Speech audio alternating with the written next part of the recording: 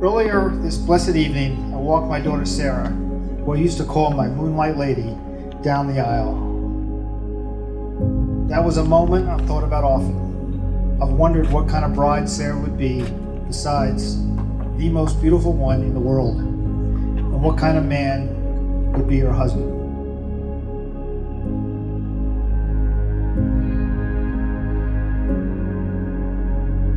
But I've thought even more about this moment, when I'd be standing here now in front of our friends and loved ones, toasting to my daughter on the day of her wedding.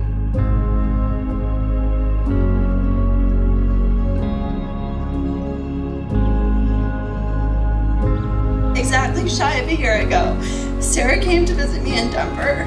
It was that weekend that Greg and Sarah were about to find out if apartment 3 would be theirs. I remember her pacing around my house, so anxious for Greg's phone call and wondering what was going to happen next. Anyone that knows Sarah won't be too surprised by this behavior. Speed up 2 months later, and on a hot August evening, Sarah and Greg decided to go out to dinner and took the scenic way along the Charles River.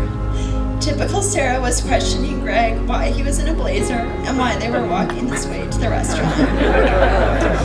Little did she know that she was in for a big surprise. Thanks to the Clifford family, and in particular Mr. Clifford, he had masked hiding in a bush with the camera and was able to capture what would be one of the most memorable moments of their lives.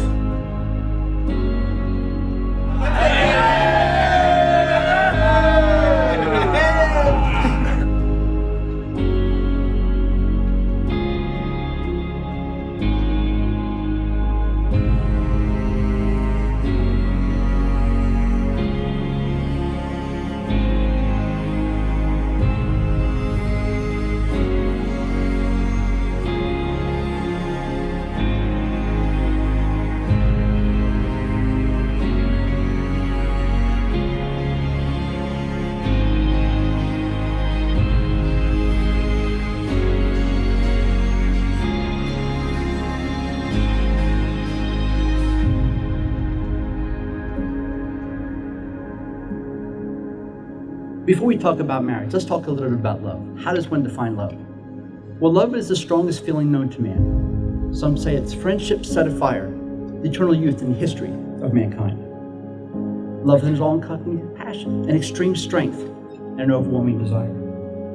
Love is inherently free. It can't be bought, sold, or even traded. You can't make someone love you, nor can you prevent them from it. Love is being completely honest with each other, no matter what the consequences.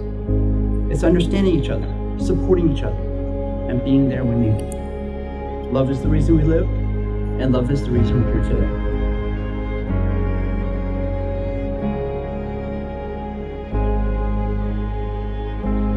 Great, you may kiss your bride.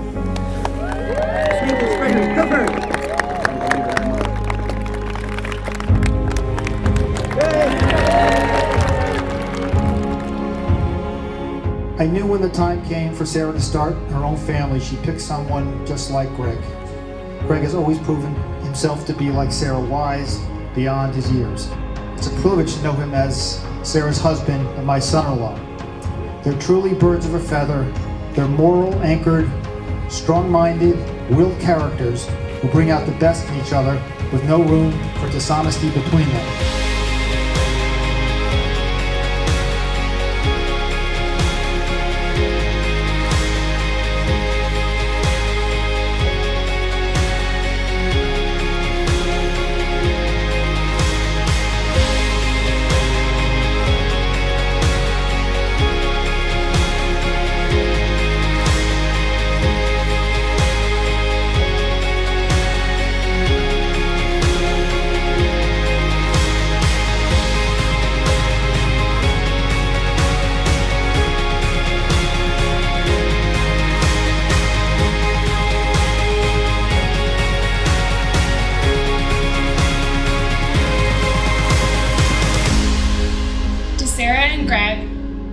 Raise your glass.